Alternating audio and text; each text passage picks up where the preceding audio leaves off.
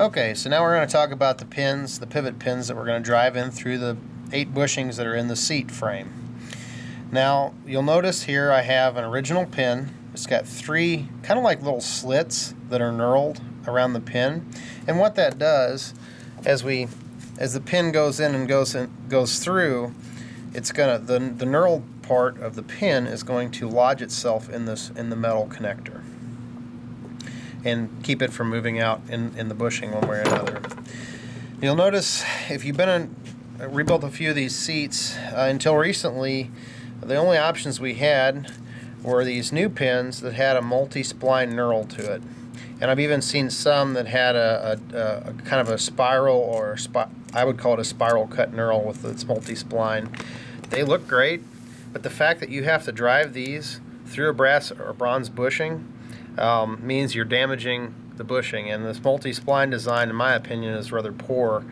You end up sacrificing some of the bushing surface and can actually be a real headache by using this pin design. Well, what Steiner's got is actually the exact reproduction of what the original pins were, except they're not rusted on the new ones. So as we drive them in, the 3 slit, I guess I would call them slit knurls, they're rather pronounced, but much more friendly to the bushing as we install them. So next we'll be installing these pins.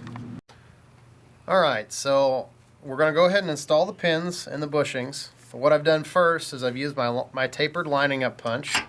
I've lined up both, and then what I'm going to do is I've got another drift that'll actually stay in here while I'm hammering the pin into the bottom one and through the bottom set of bushings. That way it doesn't get out of the bushings and have to realign them.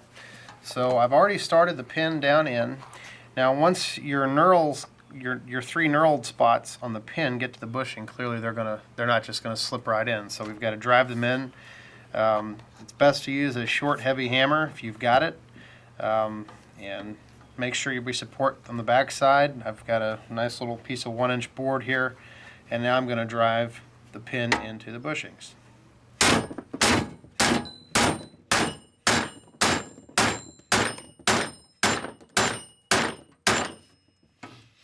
It does take some persuasion because, again, it is a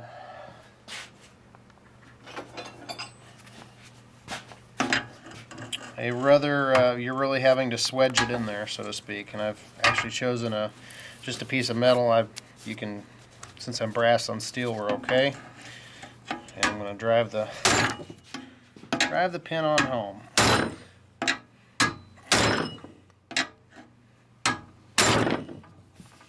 Not quite there, but we're getting there.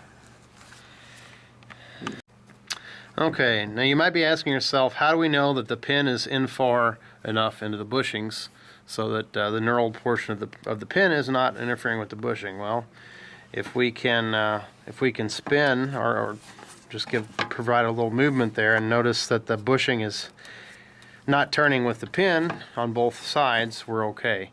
In this instance, just make sure you don't drive it too far. You certainly don't want to have to back it up and risk more damage to the bushing as you move forward. So repeat this same process on all 4.